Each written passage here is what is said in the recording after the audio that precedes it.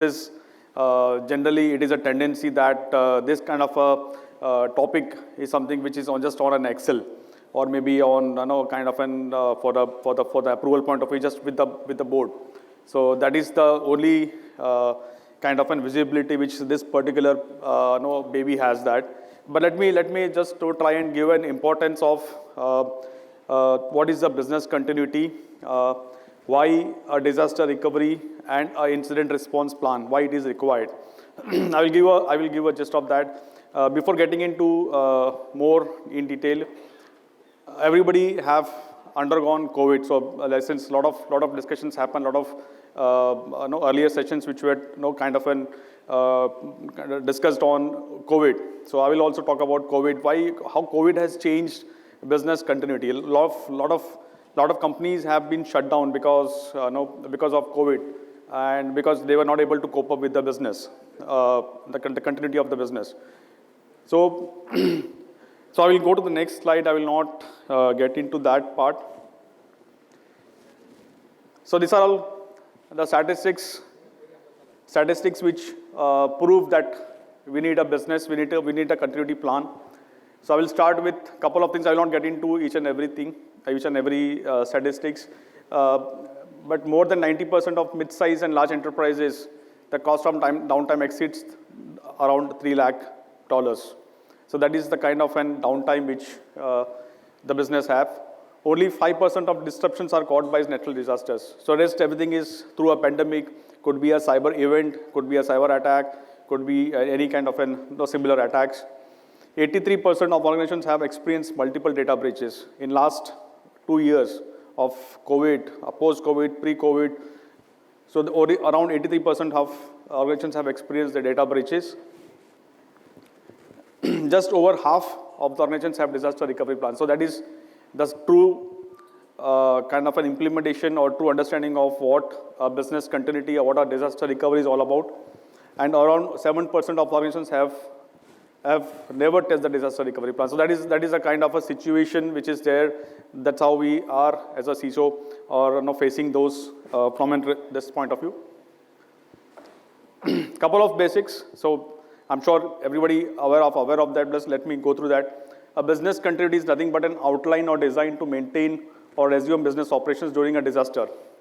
So business continuity plan is nothing but a holistic plan which covers all your business functions, departments, and entire everything.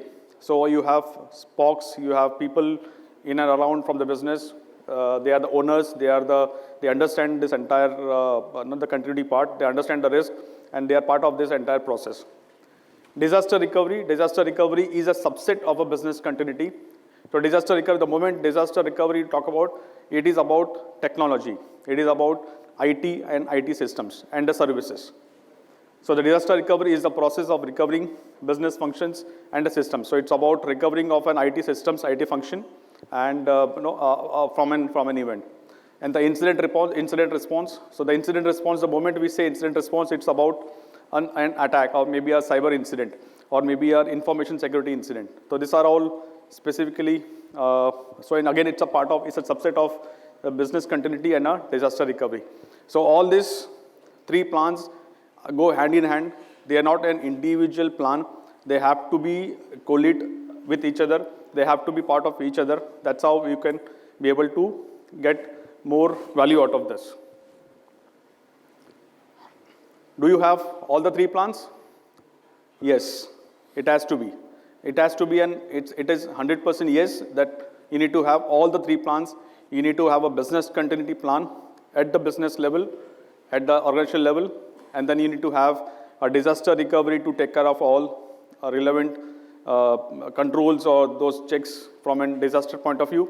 You need to have an incident response plan to ensure that in case of an incident or in case of an attack, how you are able to safeguard all your businesses against those attacks. So the business continuity is the way to get your business back up and running after something or disaster or accident. So the last point which I mentioned earlier, always keep in mind that incident response should coincide and work with your disaster recovery and business continuity plan. They need to be coordinated without stepping each other. So that is the most important part. I will talk about what is that, how it has to be implemented. So ideally, everybody have this kind of a disaster recovery plan in place. I will just try to run to the steps what is required from a disaster recovery point of view. The first thing is the risk assessment.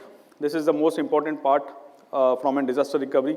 We need to understand the risk. What are the risks are there? What are the risks involved? Whether it could be a sales, it could be a customer support, customer service, it could be HR, it could be admin, it could be IT. So whatever the functions, whatever the teams which you are dealing with, everybody should understand what are the risks associated. And that is where the first step is, where you need to identify what all risks are there and what are the assets you have, what are the criticality of data which you are managing or maintaining. The second part is the impact and analysis, the business impact analysis. So how critical the data is, how critical that particular process is.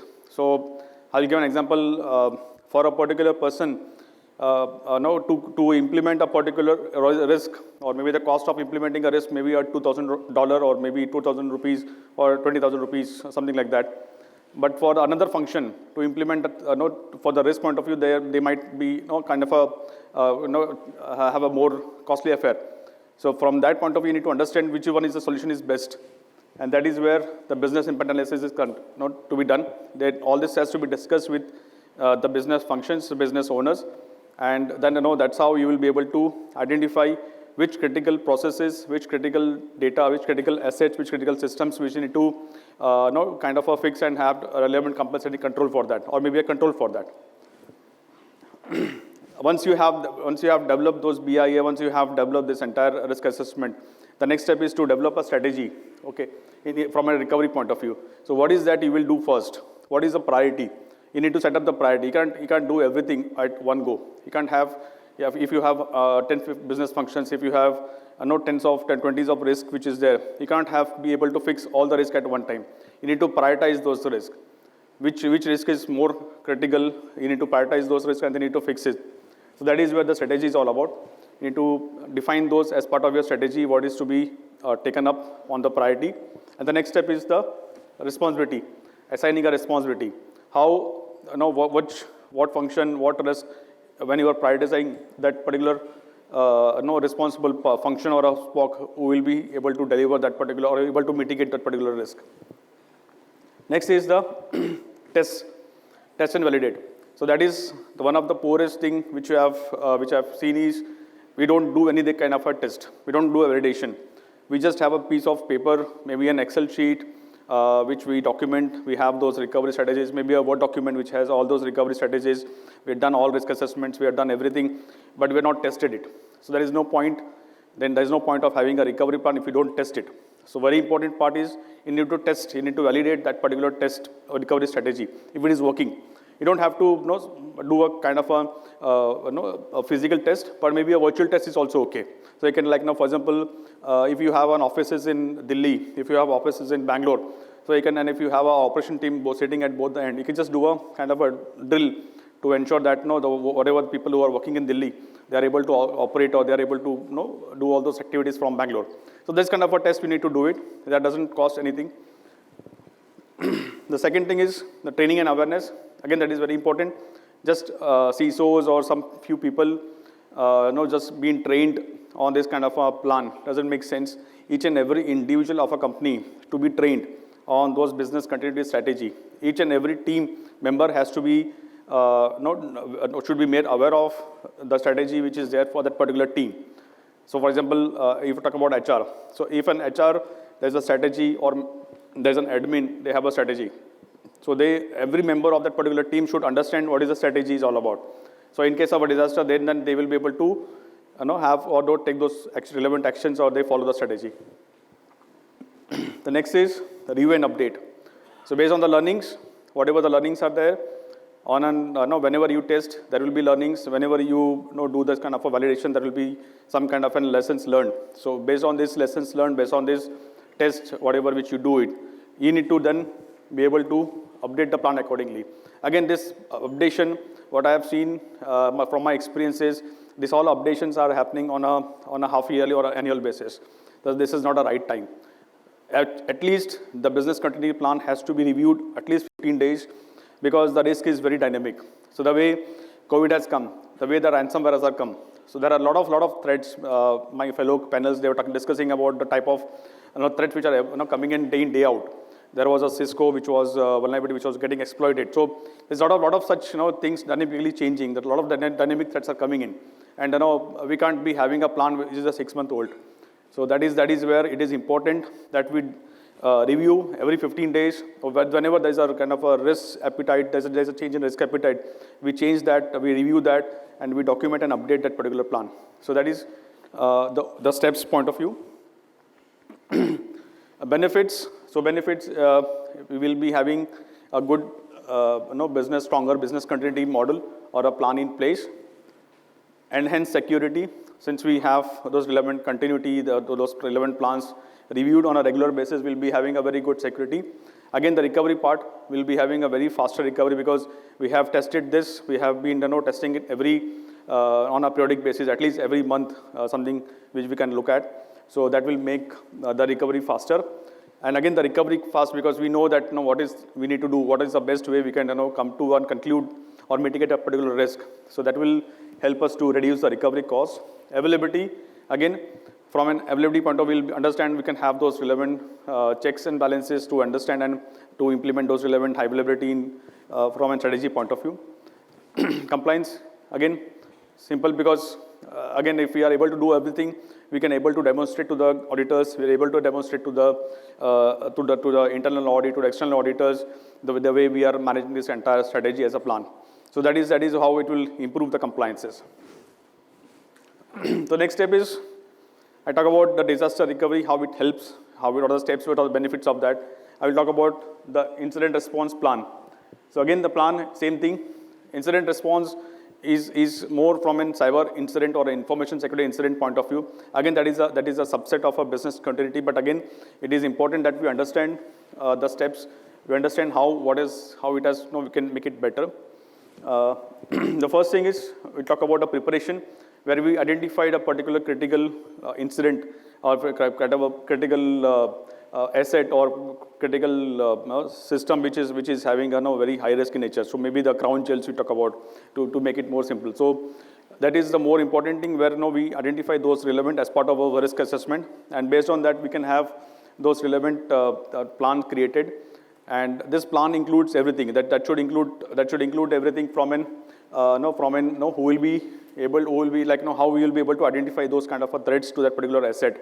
Who will be the contact person, how that particular person will be notified, what the person has to do it in case of an incident, or those kind of preparation work or maybe the documentation has to be created.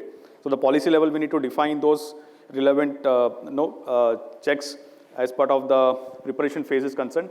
The second thing is identification. The next is to identify the incident has occurred. So again, so in case of an incident, if there is what is that we need to do it? What is that from an systems which we have? So it could be an IT systems, could be there's a branch which we have, and there's an incident in a branch. So how you are able to get those information from a branch? That is again very important. I had from my previous experience, there was a fire in one of the in our Delhi branch, and we got to know only after one day. So that is something very kind of surprising for us. But once you have this kind of a preparation incident response plan, then you can be able to get those relevant incidents on time. The second thing is containment. So what is that? How you are able to contain that particular? So similar fire incident or maybe a ransomware incident. How you are able to contain that incident? How and the steps you will be doing it to ensure that that particular incident is contained. So those relevant steps has to be included. The second is the analysis after incident.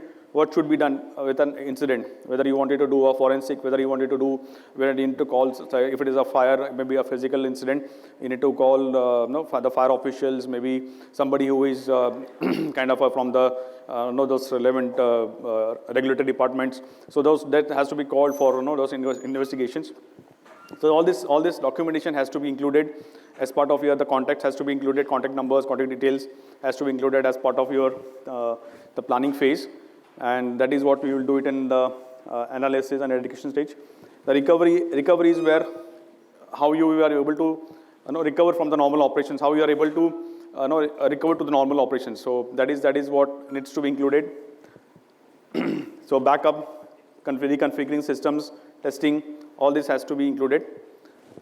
Post-incident review is an important step. So we just don't have to keep it ourselves limited to only kind of an incident analysis or incident reporting and relation. It has to be the post-review, incident review has to be done like what happened, what wrong went. So the RCA is very important because that will capture the lessons learned, that will capture all those relevant minute details. So that is now the simple steps. So what are the benefits? Again, same thing what we did, what we saw in DRP. It includes everything: improved preparation, improved communication, reduced damage, compliances, increased confidence, and post-incident review. So these are all the benefits which you will get through incident response, having an incident response plan. Again, it is I would urge everybody to not to keep this kind of a plan only to a Word document or to Excel. You need to practice that. So to practice is more important. The more you practice, the more you succeed. That is what is the idea of having those plans. I was also discussing with some of fellow colleagues, like the business continuity is not taken seriously because now everything is come to normal. Now people don't understand. Okay, fine. Okay, chala ho gaya na, COVID ho gaya. We don't have to worry about that. But that is not the case now. The pandemic has gone, but the threats they keep on coming in. The new threats will come in. The new pandemics will come in. The new epidemics will come. We don't know. The new disasters will come. But once we have the plan, once we are able to practice day in, day out, once we are able to have those relevant technologies, relevant plans, relevant testings done on a regular basis, we will be able to meet or be able to achieve any kind of disasters which we. So that is the short just summary of what I said. So summary is the important thing I mentioned: assess your risk, identify, perform a business impact analysis, identify critical systems, back up your data, plan for recovery, and test your plan regularly. So these are all the you can say the 6 or 5 or 6 steps which you need to keep it in mind whenever you are dealing with business continuity plans, when you are dealing with the disaster recovery plans, and whenever you are dealing with incident response plans. So these are all the basic steps which you need to follow. You need to keep it in mind and practice it regularly. So that is from my end. I think I have 2 minutes left. This is my last slide. So I'm open for questions. Hope I'm able to justify my topic.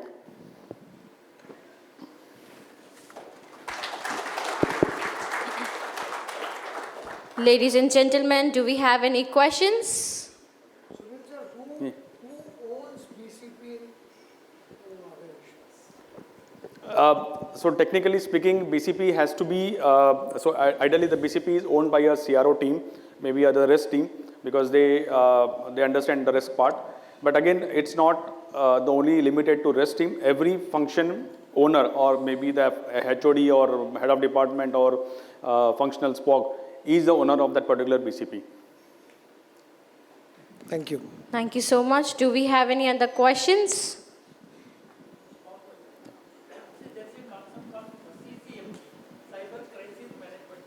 Yeah. And how it is different from DRP? How it is different from DRS? DRP, disaster recovery DRP, plan. okay. So cyber crisis management plan talks about in case of a crisis from a cyber incident point of view, like now, for example, for ransomware.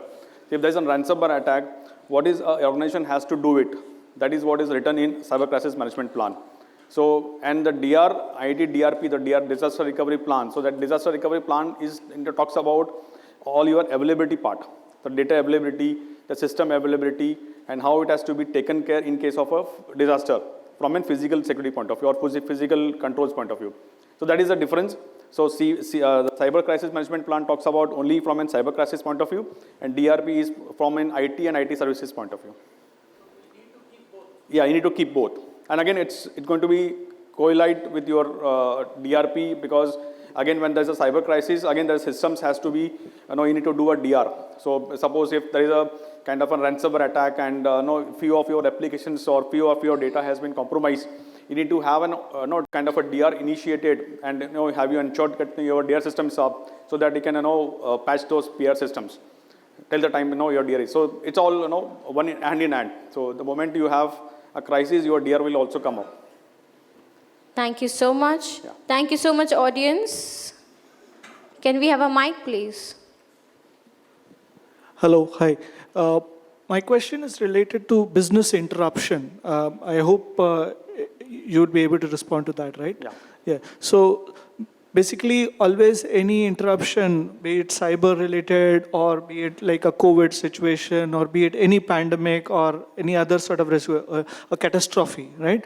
So how do you go about assessing what should be an optimum business interruption or business income that I should insure myself? How would you go about assessing that? What should be a right number?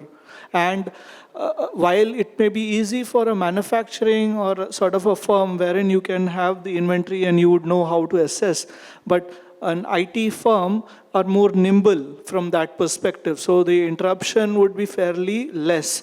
But even then, there could be situations wherein you are expected, because of your obligations from clients, that you need to be working out of a certain thing for security, confidentiality, other reasons. And I may not be able to do that. So how do I go about preparing and assessing what should be my optimum coverage that I should take for business interruption or business income that I lose because of this activity? Yeah. So, I mentioned about the business impact analysis. So that is the one tool which you can use it to capture all this what you're talking about. So you can have a qualitative approach or quantitative approach, and so again it's like it's very difficult for CISO to justify a return of security investment. Similarly, from a business impact analysis, it is not possible to quantify or call it to entire what are the risks are there. So that is where you need to do kind of an have your own version of what will be the tentative or quantitative loss, or maybe the income which you might have to look at from an BIA point of view, and that what you need to capture, and against that you need to prioritize whether the cost of implementing that particular control is more or it's less. So that is where so the BIA is something which will be able to capture all those relevant details and be able to get you that kind of a visibility. So that is to answer your question. Thank you so much. Now I would like to thank Mr. Kulkarni for giving us such wonderful session. Ladies and gentlemen, please give a big round of applause to Mr. Kulkarni. Thank you. And now I would like to... Up in the club with no guest list. Them other artists, I keep them all restless. I'm a bust up in the club with no guest list. Them other artists, I keep them all restless.